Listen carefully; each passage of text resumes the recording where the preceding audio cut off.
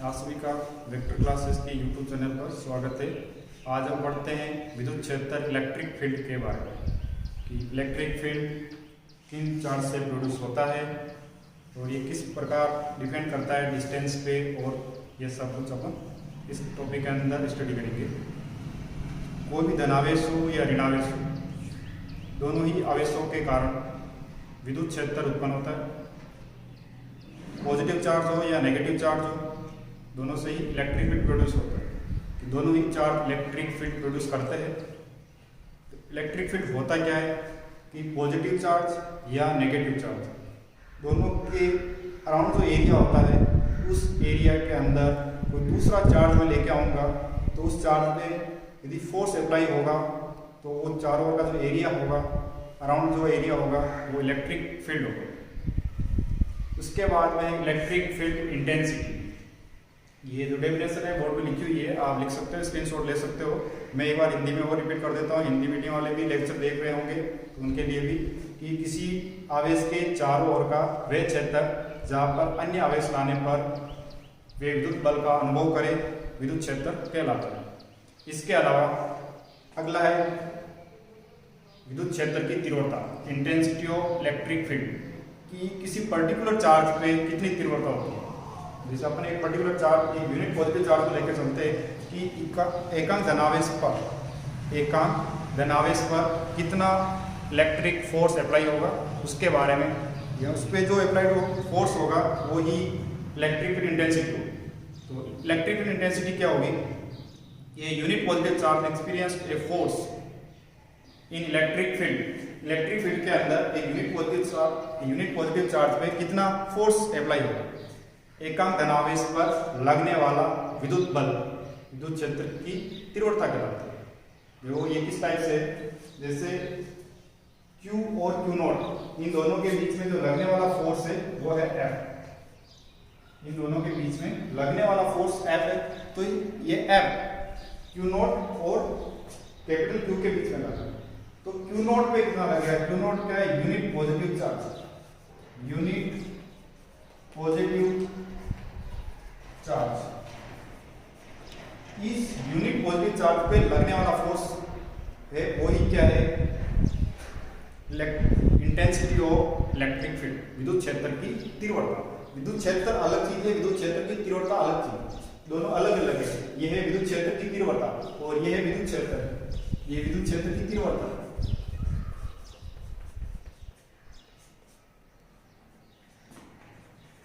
Intensity है,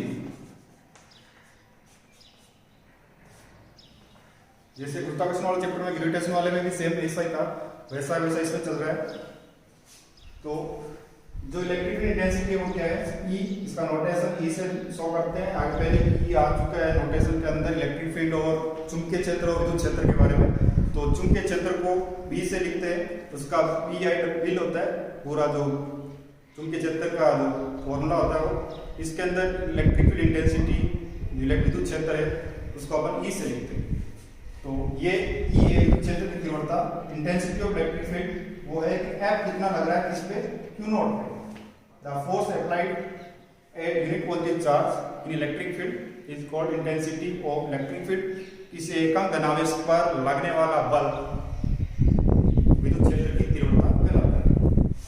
इसके बाद में इसकी डायमेंशन, इसकी यूनिट, इसके मात्रक क्या है और इसकी विमेय क्या है। तो मात्रक और विमेय अपन योग क्लास में पढ़ चुके हैं तो निकाल सकते हैं, मैंने लिख रखी है और बता देता हूँ। एक मात्रक से दूसरा मात्रक कैसे निकाला है वो भी समझा देता हूँ कि 3 मात्रक लिख रखे हैं मैंने। ये तीनों कैसे आए कि एक मात्रक को किसी से ऊपर नीचे मल्टीप्लाई करने में दूसरा मात्रक आ जाता है। तो ऐसा यूनिट है इसकी Newton upon coulomb. Newton upon coulomb कैसे? फोर्स है ऊपर, फोर्स का न्यूटन, नीचे क्या है? चार्ज, चार्ज क्या होता है? Coulomb. Newton upon coulomb. Newton upon coulomb के आगे लिख रखा है वोल्ट अपॉन मीटर। क्या लिख रखा है? Volt upon metre.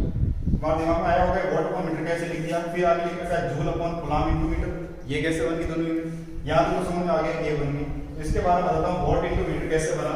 तो वोल्ट अपॉन मीटर बनाने के लिए मैंने न्यूटन, इसको मीटर से मल्टीप्लाई कर दिया, न्यूटन को मीटर से मल्टीप्लाई कर दिया। नीचे गुलाम था, नीचे भी मीटर से मल्टीप्लाई कर दिया, तो फोर्स इनटू डिस्टेंस या डिस्प्लेसमेंट, ये क्या बनता है वर्क, फोर्स इनटू डिस्टेंस या डिस्प्लेसमेंट, कार्य बन गया वर्क बन गया। और वर्क अपॉन गुलाम होता है, वो होता है पोटेंशियल। इसके इलेक्ट्रिक फील्ड के जस्ट आगे वाला टॉपिक इलेक्ट्रिक पोटेंशियल वाला होगा, उसके अकॉर्डिंग ये लिख रखा है कि वोल्ट यूनिट होती है पोटेंशियल, इलेक्ट्रिक पोटेंशियल विद्युत विभव का मात्रक होता है वोल्ट। और जो 10th क्लास में भी छोटा मोटा आ गया था, बट ये सब जानते हैं विभव के बारे में, विभव विभवांतर के बारे में। तो जो वोल्ट लिखा हुआ है ये वोल्ट है यूनिट ऑफ इलेक्ट्रिक पोटेंशियल विद्युत विभव की विमा।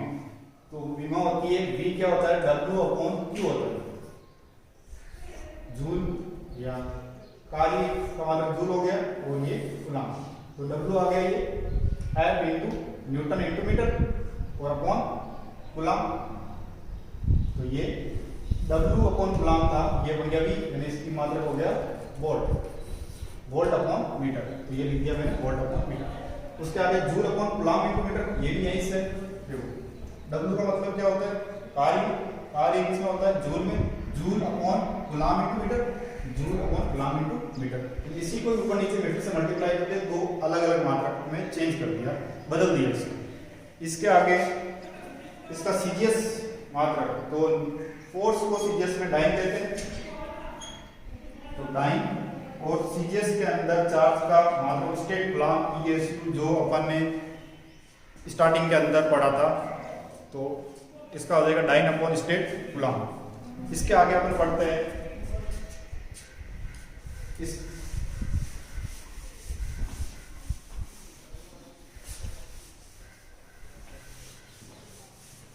इलेक्ट्रिक फील्ड इंटेंसिटी की डायमेंशन क्या होगी, dimension of electric field intensity. अभी तक अपन मात्रक पढ़े, डायमेंशन नहीं पढ़ा, डायमेंशन क्या होगी।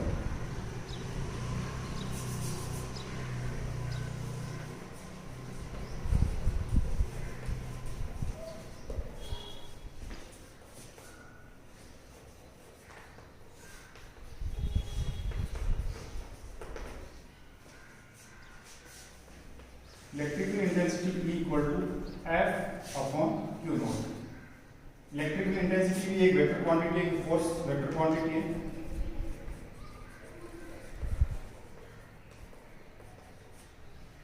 आपने इसकी डायमेंशन लिखनी है, इसकी डायमेंशन क्या हो जाएगी, E की डायमेंशन, फोर्स डायमेंशन होती है MLT minus F equal to M की जगह M आ जाएगा मास, और एक होता है LT माइनस 2 एक्सेलरेशन त्वरण की।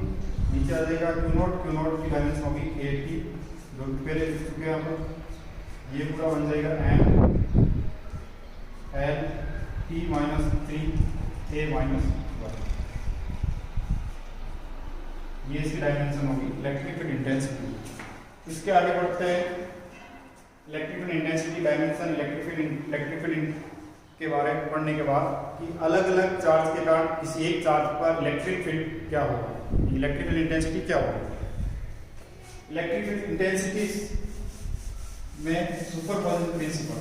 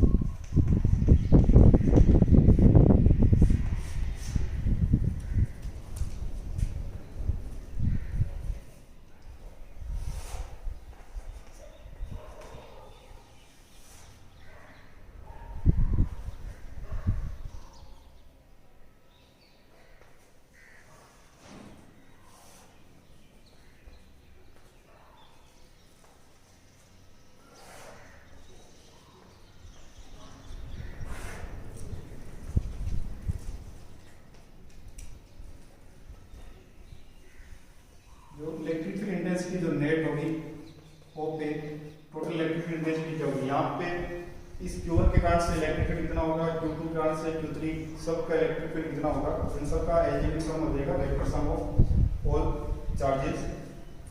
पहले इसका फोर्स होगा F01 अपॉन Q0 F, यहाँ मैं लिख देता हूँ F net upon Q net,